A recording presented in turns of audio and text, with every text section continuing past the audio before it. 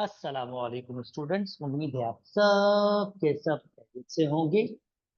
Class matric ए Q B पास paper solving video series की एक और वीडियो के साथ आपके सामने हाजिर हूँ। आज हम पेपर स्टार्ट कर रहे हैं 2019 का एमसीक्यू। चलिए सॉल्व करना स्टार्ट करते हैं।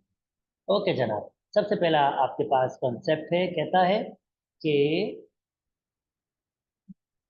The value of B when, ये भाई साहब एक्चुअली इसके बराबर है। तो वैल्यू ऑफ बी फाइंड करना है, स्क्वायरिंग बोथ साइड कर लेते हैं। एक्स स्क्वायर प्लस के बी एक्स प्लस 64 स्क्वायर करेंगे तो रेडिकल रिमूव हो जाएगा। यहाँ स्क्वायर करेंगे तो प्लस माइनस खत्म हो जाएगा, ये 16 हो जाएगा। X plus two whole square, A X square plus के बी एक्स प्लस 64, तो ये 16। ये हो जाएगा A square two A B, यानी ये हो जाएगा 4x, 4 का 2 का स्क्वायर 16। और जनाब ए एक्स स्क्वायर प्लस के B X plus 64 is equal to 16x square plus K 64x plus के 64, 4 से 4 मल्टीप्लाई 64। तो कंपेयर करें बी एक्स 64x, तो बी की वैल्यू आ रही है 64। तो ए आपका करेक्ट ऑप्शन होगा। उम्मीद करते हैं दोस्तों आपको बात समझ आ गई होगी। कहता है 45x स्क्वायर इस लीस्ट कॉमन मल्टीपल, चले पहला देखते हैं। तो अगर मैं कह रहा हूँ इसका होगा, तो common multiply by non common, common यहाँ पर 3 है, एक्स है, तो दोनों में नॉन कॉमन आपके पास एक्स है और 5 है, तो 5x हो जाएगा। और इसको अगर मल्टीप्लाई करूंगा तो 15x स्क्वायर है, तो 45 चाहिए। जी पहला नहीं होगा, चले दूसरे को ट्राई कर लेते हैं। दूसरा आपके पास 3x, एंड क्योंकि इसमें x ही कॉमन आ जाएगा, एक होगा तो ये तो हो ही नहीं सकता। इसमें c, चले फिर भी देख लेते हैं।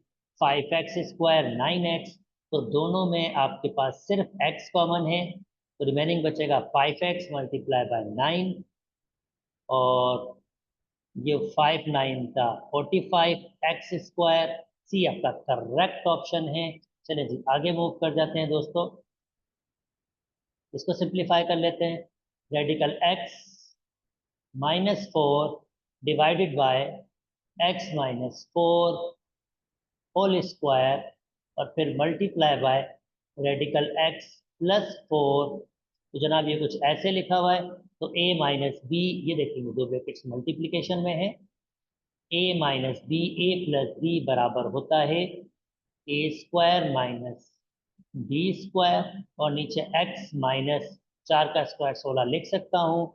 स्क्वायर से radical cancel, x minus 16 cancel out, answer 1, 0 नहीं 1 कैंसिल हुआ है डिवाइड में, मल्टीप्लीकेशन में जब भी कैंसिल आउट हो तो 1 आंसर, ऐड सब्ट्रैक्ट हो रहा हो तब खत्म हो जाए तो 0 आंसर।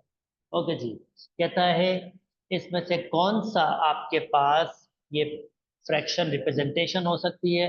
देखिए बच्चों, ये दोनों लीनियर फैक्टर है। लीनियर फैक्टर क्यों है? क्योंकि हाईएस्ट का पावर 1 है और दोनों नॉन रिपीटिंग है। नॉन रिपीटिंग लीनियर फैक्टर हो जब भी, तो आपके पास उसके लिखने का स्टाइल होता है, पहला फैक्टर लें और डिवाइड में x-2, प्लस दूसरा फैक्टर b लें और डिवाइड में x+3।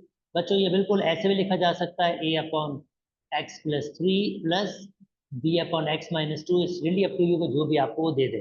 तो इस हिसाब से x-2 कौन सा दिया, a/x-2 b/x+3, ए आपका करेक्ट ऑप्शन है।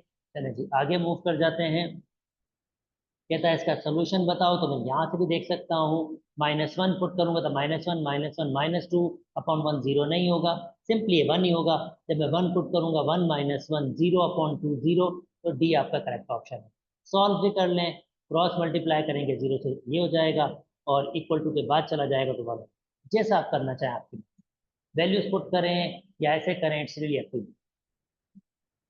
अच्छा बच्चों, absolute value of negative number actually आपके पास x ही हो जाएगा, और यहाँ पर इसने -1 के बराबर दिया हुआ है। अब यहाँ पर ये क्लियरली ध्यान में रखिए, absolute value of -1, absolute value कोई भी नंबर, जैसे कि -5 होता है बच्चों, तो आंसर 5 आता है। -7 होता है तो आंसर 7 आता है, पॉजिटिव होता है। वो कभी किसी नेगेटिव के बराबर तो आ ही नहीं सकता, इसका मतलब ये पॉसिबल नहीं है, तो इसका मतलब इसका आंसर होगा नल से, और फर्दर सोचने की जरूरत है। कहता है the inequality which best representation, अगर ये भाई m से m कैंसिल करो, x minus one greater than one, x greater than one, x greater than one, c इसकी बेस्ट रिप्रेजेंटेशन है when m is natural number. हाँ जी बिल्कुल, जो भी हो, m नेचुरल नंबर है। अच्छा जी, नेक्स्ट चल जाते हैं। If x is negative number then the mathematical statement must be true. अगर x नेगेटिव है, ये नेगेटिव, कोई नेगेटिव नंबर, तो वो नंबर, अगर x नेगेटिव नंबर है तो वो नंबर किसी नेगेटिव चीज से मल्टीप्लाई होगा, यानी ये माइनस, या मैं सादा अल्फाज में ऐसे कहूँ, नेगेटिव ऑलरेडी फार्मूला और x है ही नेगेटिव, तो माइनस माइनस प्लस x आपके पास लेस देन जीरो, तो भाई x less than zero, x negative number है तो ये स्टेटमेंट वेरीफाई करेगा आपके पास। ठीक है, यानी आप अगर नोटिस कीजिए कि अगर x नेगेटिव नंबर है तो x जीरो नहीं हो सकता, ये इक्वल टू जीरो है, ये लेस देन इक्वल टू नहीं, ये इक्वल टू जीरो, तो x आपके पास होगा नहीं। अगर x नेगेटिव नंबर है तो स्ट्रेट फॉरवर्ड ये वाली बात करो कि x नेगेटिव नंबर है तो वो लेस देन जीरो है, सिंपल। इक्वल टू नहीं हो सकता, जीरो ना ही नेगेटिव होता, नहीं पॉजिटिव, सी आपका correct option. Okay, further move कर जाते हैं। The linear equation that satisfy the pair of values are giving the table। ठीक है, अब इसमें से कौन सी इसको मान रहा है भाई, टू पे माइनस वन, एक्स की जगह अगर मैं पहले ही बोल रहा हूँ, एक्स की जगह मैं पुट कर रहा हूँ टू, तो वाई का आंसर आ रहा है माइनस वन। पहली बात तो मान रहा है, सेकंड बात भी माने, अगर ये सही है तो एक्स की जगह अगर मैं पुट करूँ माइनस वन, माइनस माइनस ये प्लस वन, तो टू, वाई की जगह टू आ रहा है, बिल्कुल ए आपका करेक्ट ऑप्शन है, क्योंकि वो दोनों बातें। ओके, थोड़ा इसको सिंप्लीफाई कर लेते हैं। A Y is equal to minus A से A cancel, Y is equal to minus one, और Y is equal to minus one, ये हॉरिजॉन्टल लाइन होगी, हॉरिजॉन्टल लाइन होगी जो माइनस वन से गुजर रही होगी वाई एक्सिस। तो जनाब बिल्कुल Y is equal to one, ये ए आपका करेक्ट ऑप्शन है। माइनस वन ये हॉरिजॉन्टल लाइन होगी जो माइनस वन से गुजर रही होगी, ए आपका करेक्ट ऑप्शन। उम्मीद करता हूँ दोस्तों आपको बात समझ आ गई होगी। चलिए जी, आगे मूव कर जाते हैं। ओके दोस्तों, इसके पास दो पॉइंट है। पहला पॉइंट है जीरो कॉमा माइनस सी, दूसरा पॉइंट है इसके पास माइनस सी कॉमा जीरो, खाली सी लिखा हुआ है तो मैं इसको पूरा पॉइंट दे रहा हूँ माइनस सी कॉमा जीरो और जीरो कॉमा माइनस सी। अच्छा, कहता है the giving graph represent the straight line. अगर मैं इसको थोड़ा सिंप्लीफाई कर लेता हूँ तो टू बाय माइनस टू अगर कॉमन ले लूँ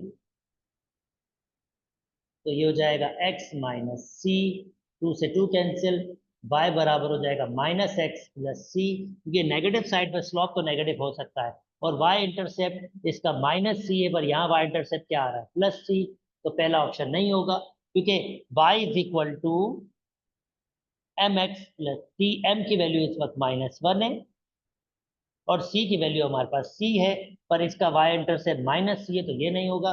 चले ये देख लें, y is equal to minus X minus C, यानी y is equal to M X और प्लस सी, तो इस वक्त c की वैल्यू माइनस सी है, बिल्कुल सही, ये बात मान रहा है, और m की वैल्यू माइनस वन है और ये डाउन साइड पर आ रहा है, बिल्कुल यह आंसर हो सकता है। अच्छा, यहाँ पर देखें, आपके पास यहाँ पर देखें तो ये लिखा हुआ है two Y is equal to X minus C, और y हो जाएगा one upon two X minus C upon two, बिल्कुल नहीं हो सकता, सी अपॉन टू है ही नहीं, और स्लोप भी पॉजिटिव है, जो लाइन नीचे से ऊपर यानी कि उच्च पॉजिटिव साइड पे जाती है, तो ये लाइन हो नहीं सकती, क्योंकि लाइन फिर पॉजिटिव साइड पे जाती है, तो सिर्फ बी सही है दूसरा, यानी डी आपके पास करेक्ट ऑप्शन है। अच्छा जी, टेक्निकल से एमसीक्यूज का उम्मीद करता हूँ आपको बात समझ आ गई होगी। नेक्स्ट, दी स्टैंडर्ड फॉर्म मतलब आपको किसमें कन्वर्ट करना है, A X square plus B X plus C is equal to zero, तो थ्री, टू कॉमन लिया, थ्री वैसे ही रहेगा, टू इससे भी मल्टीप्लाई होगा, और इक्वल टू के बाद कितना दिया हुआ है, टू एक्स, क्रॉस मल्टीप्लाई कर लेते हैं, three plus two X square is equal to four X, two X square minus four X plus three is equal to zero, D आपके पास करेक्ट ऑप्शन है। when 4 times a number x is square, 4 times a number x is square, then the result will be half of 1 less than half of a 1, यानी 1/2. Half of अपन का मतलब होगा दोस्तों 1/2. result half of a 1 less than that number, that means उस number से half minus कर दें. ये आपके पास स्टेटमेंट है. एक मिनट में इसको एक बार फिर देख लेता हूं दोस्तों. when 4 times a number x is square, then the result will be half of 1 less than that number. Okay, half of result will be equal to half of 1 less than that number क्या होगा x. so ये क्या होगा half of यानी 1/2 of 1 less than that number, यानी उस number से एक निकाल दें. तो जरा अगर इसको सिंप्लीफाई कर लूंगा तो ये हो जाएगा 16x² is equal to 1/2 x minus 1. इसका मतलब बी आपका सॉरी 16, डी आपका करेक्ट, ए आपका करेक्ट ऑप्शन. अच्छा जी, उम्मीद करता हूं दोस्तों आपको बात समझ आ गई होगी. चले सॉल्व कर लेते हैं इसको. और कुछ 3 कंडीशन दी हुई है. Which of the following equation is same, यानी इसके सेम हो. तो जरा इसको सिंप्लीफाई कर लेते हैं दोस्तों. इसके सेम की बात कर रहा है. 3 minus 1/x² minus 1 is equal to 0. 3 में से एक जाएगा 2 minus 1/x² is equal to 0. Simplify करेंगे, एलसीएम लेंगे, x² एलसीएम. तो 2x² माइनस 1 क्रॉस मल्टीप्लाई और 0 हो जाएगा. बिल्कुल जनाब, ये तो है. इसको देख लेते हैं. ये हो जाएगा 2x² minus 2 is equal to 0. ये इसके बराबर नहीं आ रहा. अच्छा, इसको देख लेते हैं. एलसीएम x1, ये x से मल्टीप्लाई होगा तो 2x² हो जाएगा is equal to 0. Cross multiply 0 को खत्म कर देते हैं. 1 minus 2x² is equal to 0. इसको बाहर ले जाते हैं, यहाँ 0 बच जाएगा. 2x² माइनस 1, बिल्कुल जी 2x² माइनस 1 पहला और तीसरा सही है. डी आपका करेक्ट ऑप्शन.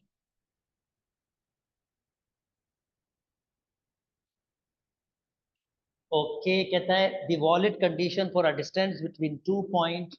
भाई डिस्टेंस बिटवीन 2 पॉइंट, जब मैं इनका डिस्टेंस, तो डिस्टेंस पॉजिटिव आना चाहिए, नेगेटिव नेगेटिव का तो गेम ही नहीं.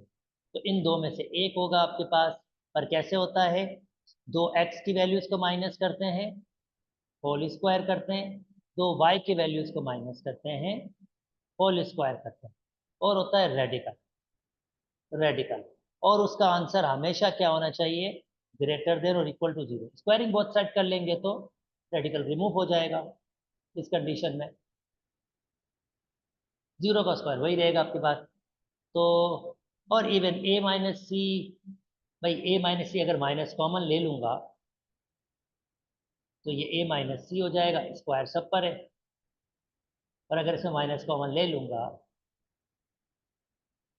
तो ये हो जाएगा b minus D.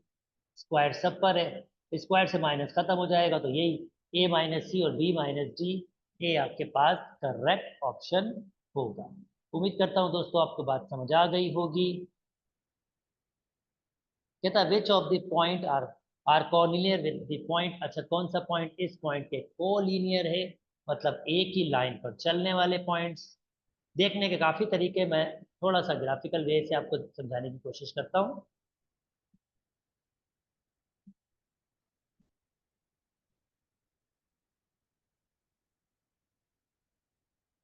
x minus 1 y का पॉइंट सेम है.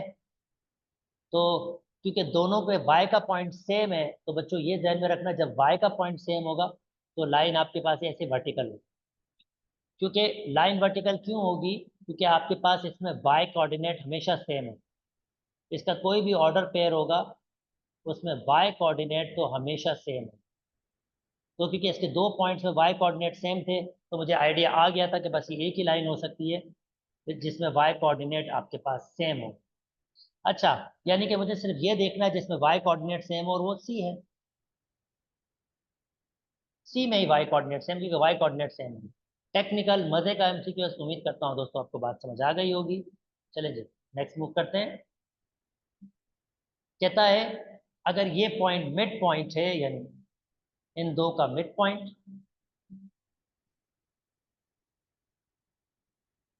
तो जनाब 0 0 5 0 -5 एंड 1, बल्कि 1 - a मिड पॉइंट है किसका, 0 -5 एंड 2 -5 के। तो जनाब कहता है कि मुझे a की वैल्यू बताओ। आप देख सकते हैं y की वैल्यू सेम है, x y की वैल्यू सेम है, तो ये लाइन, चलें अगर मैं अभी आपको बताया था तो वही उसको फॉलो करता हूँ, ये लाइन वर्टिकल लाइन होगी, ऐसे कुछ बनेगी जिसमें 0 -5 ये रहा, और -2 सॉरी 2 -5 ये रहा, और ये बीच में मिड हो 1 अब ए की वैल्यू चाहिए। ए कब मिला होगा आपको, -a आपको मिला होगा जब आपने -5 में ही ऐड किया होगा -5 और डिवाइड किया होगा 2 से, तो -a आपको मिला होगा -5 -5 -10 डिवाइड बाई 2, माइनस से माइनस कैंसिल, ए की वैल्यू 5 आ रही है, और ये कह रहा है 1 - a 1 - 5 बताएं, तो ये हो जाएगा -4। उम्मीद करता हूँ दोस्तों आपको बात समझ आ गई होगी। 1/4 rotation of anti clock direction is equal 1/4 rotation. अब ये 1/4 रोटेशन का मतलब आपके पास होगा 4 और 1 5, 5/4 रोटेशन किसकी, 300। अब रोटेशन पूरी होती है 360 की, तो 360 की मैं रोटेशन लूंगा ये, और अगर मैं इसको सिंपली डिवाइड कर लेता हूँ 360 को 4 से, तो 90 हो रहा है, 5 × 90, और अगर मैं इसको मल्टीप्लाई 5 से कर लूंगा तो आंसर आएगा 450। तो इसका मतलब डी इसका करेक्ट ऑप्शन है। चलिए जी आगे मूव कर जाते हैं। The central angle measured in radian. अब सेंट्रल एंगल ये आर्क लेंथ वाला आ गया दोस्तों।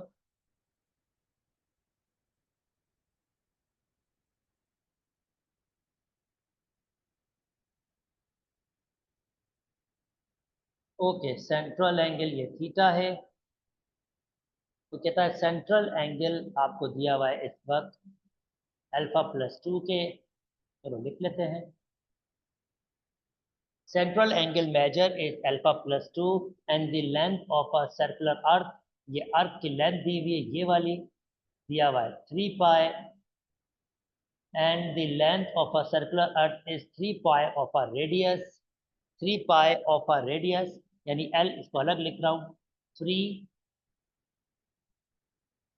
3 पाई ऑफ रेडियस मतलब मल्टीप्लाई R, तो ये खाली 3 पाई नहीं है, इसको हटा दीजिए।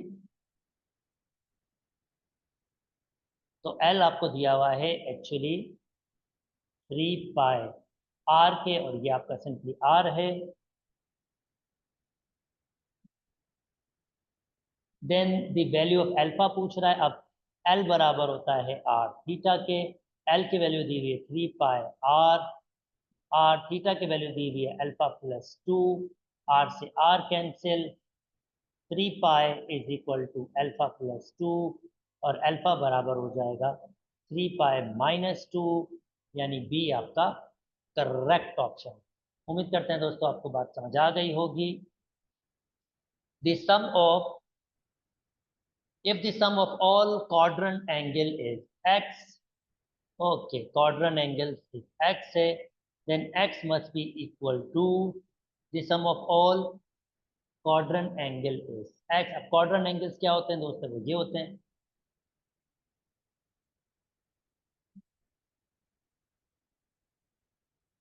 जब कोई एंगल आपके पास बने, पॉजिटिव एक्सिस से स्टार्ट हो और टर्मिनल पॉइंट इसका वाई एक्सिस, एक्सिस से स्टार्ट हो और वाई एक्सिस में हो, हमेशा एक्सिस स्टार्ट हो, जैसे ये 90 आपके पास है।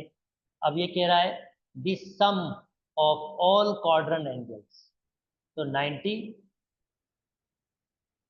और आपके पास ये 180 भी होगा, आपके पास 270 भी क्वाड्रेंट एंगल होगा, और आपके पास 360 भी क्वाड्रेंट एंगल होगा। तो कह रहा है the sum of all quadrantal angle is x, quadrantal angle, अब ये चार एंगल डिस्प्ले हो रहे हैं, then x must be equal to, तो यानी इसका मतलब होगा 90 प्लस 180, यानी ये 180 प्लस 270 प्लस 360, जो मुझे तो इन सबको जमा कर देंगे, वो x के बराबर है 90 प्लस 180 प्लस 270 प्लस 360, और इन सब को जमा करेंगे तो आंसर आपके पास आ रहा है 900। तो इसका मतलब इसका आंसर होगा डी। उम्मीद करता हूं दोस्तों आपको बात समझ आई। Quadrant angle simple, positive axis से स्टार्ट हो और आपके पास एक और क्वाड्रेंट यानी एक और एक्सिस से मीट करे, पॉजिटिव एक्सिस से स्टार्ट हो एक और एक्सिस से मीट करे, तो ये 90, ये 180, ये 270 और ये आखिरी 360 आपके पास। उम्मीद करता हूँ दोस्तों आपको बात समझ आ गई होगी। चलें आगे चलते हैं। अगर ए की वैल्यू 45 है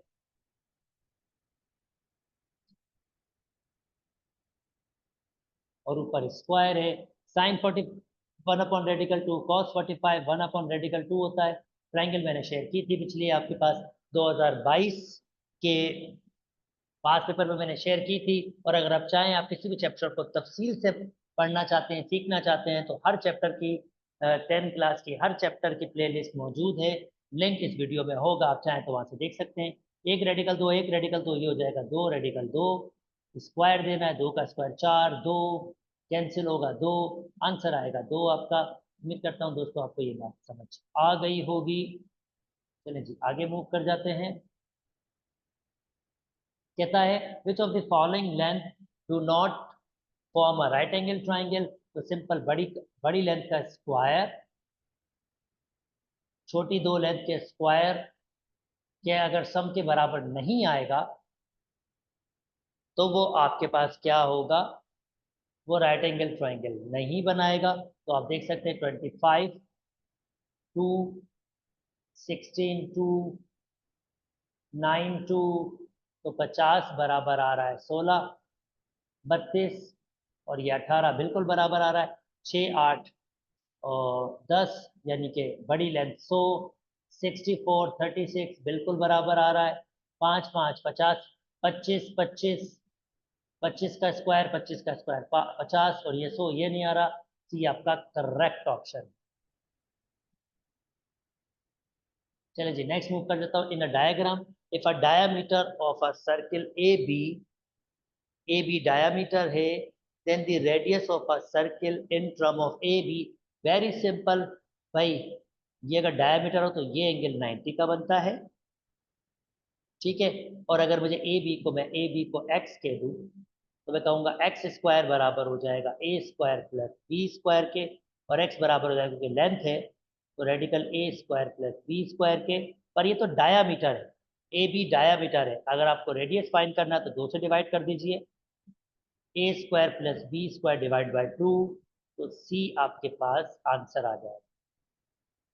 देन दी रेडियस की बात करते, चले ठीक है जी। आई होप दोस्तों बात समझ आ गई होगी।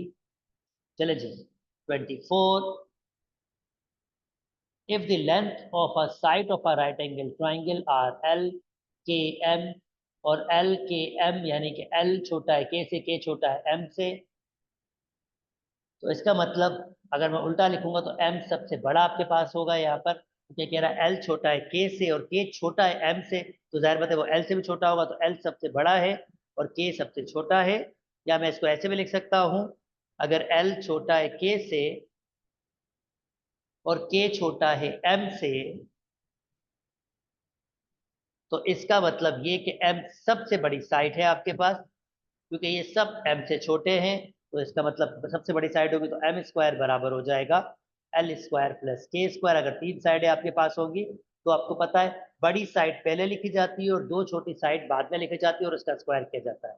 तो एम स्क्वायर बराबर हो जाएगा के स्क्वायर प्लस एल स्क्वायर के। यहाँ से मुझे आइडिया आया कि सबसे बड़ी साइड एम है और इसको मैं ऐसे एक्सप्लेन कर देता हूँ, नंबर से 2 छोटा है 3 के और 3 छोटा है 4 के। आप देख सकते हो 4 सबसे बड़ी साइड होगी, इसी वजह से मैंने हाइपोटेन्यूज को एम का। चलें जी आगे मूव कर जाते हैं दोस्तों। ओके 25, 26, 27 यहीं से होगा।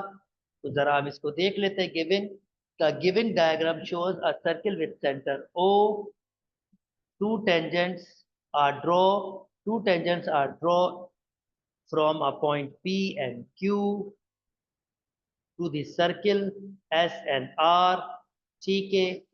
Then from the quadrilateral P Q R. अब बच्चों कुछ चीजें मैं आपको पहले ही बता देता हूँ इसकी। अगर टेंजेंट ड्रॉ होते हैं तो P से S, एक ही पॉइंट से टेंजेंट P से S बराबर होगा P से R, सिमिलरली Q से S बराबर होगा Q से R। और बच्चों ये एंगल 90 का होगा, ये आपको ध्यान में रखना होगा।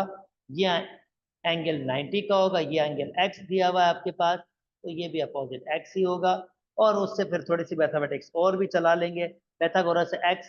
तो ये जो एंगल आपके पास होगा, ये ऑब्वियसली जब मैं 180 से माइनस करूंगा, यानी 180 से माइनस करूंगा 90 माइनस x, भाई ये ट्राइंगल बन रही है ना ट्राइंगल, तो ये हो जाएगा 90 माइनस एक्स, तो ये आंसर हो जाएगा 90 minus x.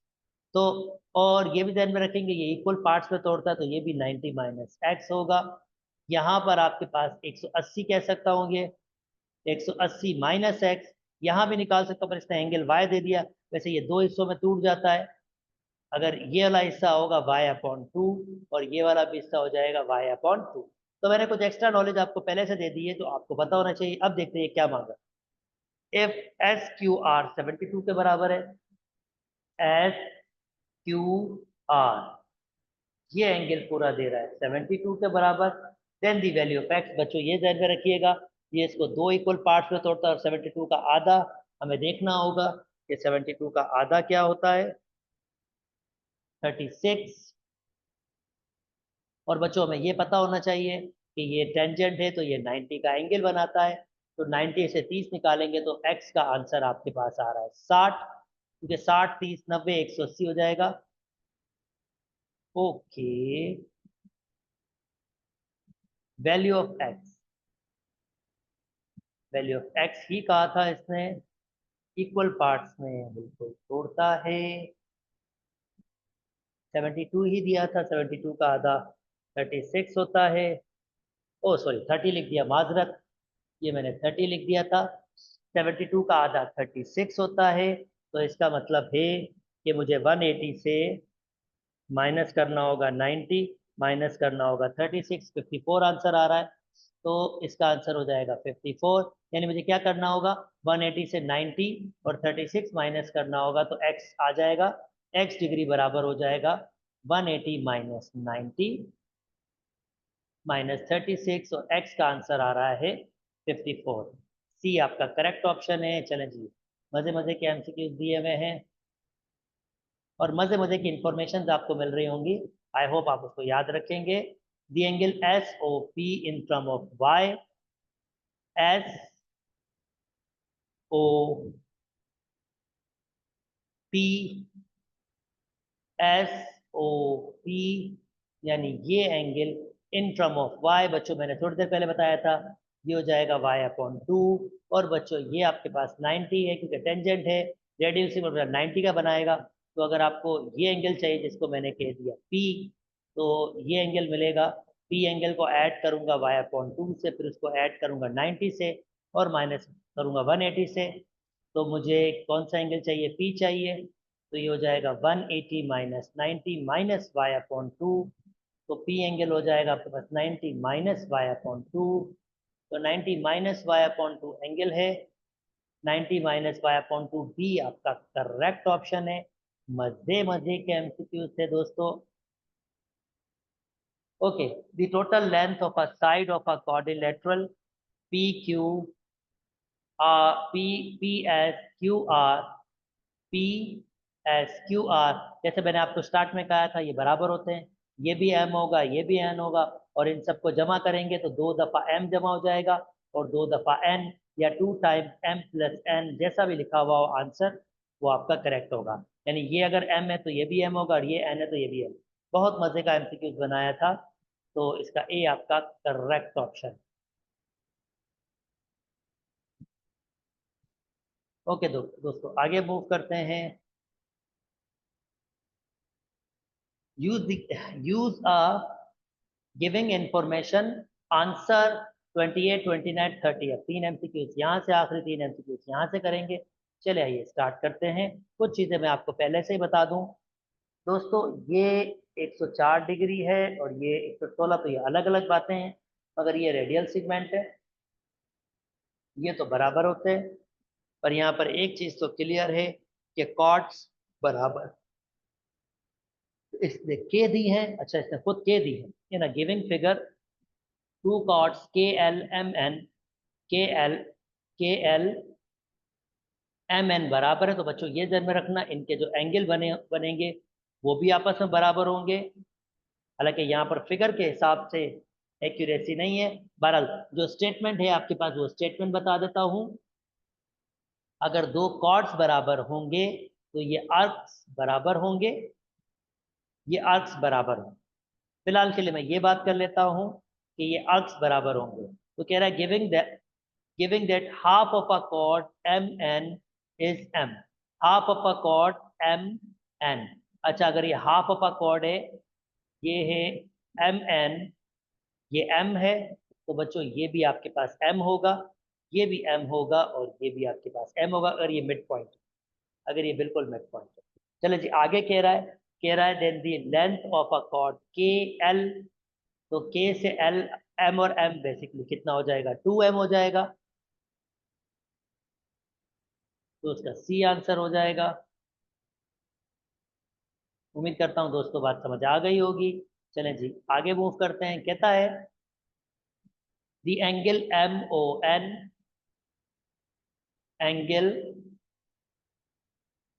Angle M O N, अब ये एंगल फाइंड करना है, ये एंगल और ये एंगल बराबर होने चाहिए। अगर दो कॉर्ड्स बराबर होते हैं तो दो एंगल बराबर होते हैं, तो ये एंगल बराबर होने चाहिए दोस्तों। अगर ये x होगा तो ये भी x होगा, और ये पूरा 360 है, तो x+x+116 plus 104 is equal to 360। अब 360 से मैं माइनस कर लेता हूँ, 360 से माइनस करूंगा 116, माइनस करूंगा 160, 104, ये 104 है दोस्तों, और ये 2x हो जाएगा। तो जब मैंने उससे माइनस कर लिया, 360 से मैंने माइनस कर लिया 116, 104, तो मेरा आंसर आ रहा है 140, और x का आंसर आ रहा है 70 डिग्री।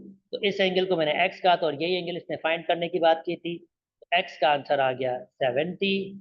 डी आपका करेक्ट ऑप्शन। ओके दोस्तों, last MCQs. The correct relationship between the length of a chord K L और एम एन, के एल और एम एन, के एल, के एल और एम एन स्टार्ट में इसने कहा था कॉन्ग्रेंट है। भाई सीधी सी बात है, अगर कॉन्ग्रेंट है तो के एल इज इक्वल टू क्या होगा, एम एन। इसको इधर ले आए, K L minus M N is equal to 0, तो सी आपका करेक्ट ऑप्शन होगा। उम्मीद करता हूँ दोस्तों आपको मेरे साथ वीडियो सॉल्व करने में मजा आया होगा। अगर आपको और तफसील से चीजें देखनी है तो मैंने प्लेलिस्ट इस वीडियो में रख दूंगा, मैट्रिक क्लास की हर चैप्टर की प्लेलिस्ट आपके पास वहाँ मौजूद होगी, इवन कंस्ट्रक्शन तक की प्लेलिस्ट आपके पास मौजूद है। मेरी वीडियोस पसंद आ रही है तो मेरे चैनल को लाइक कीजिए, सब्सक्राइब कीजिए और दोस्तों के साथ शेयर भी कीजिए। अपना ख्याल रखिएगा। अल्लाह हाफ़िज़।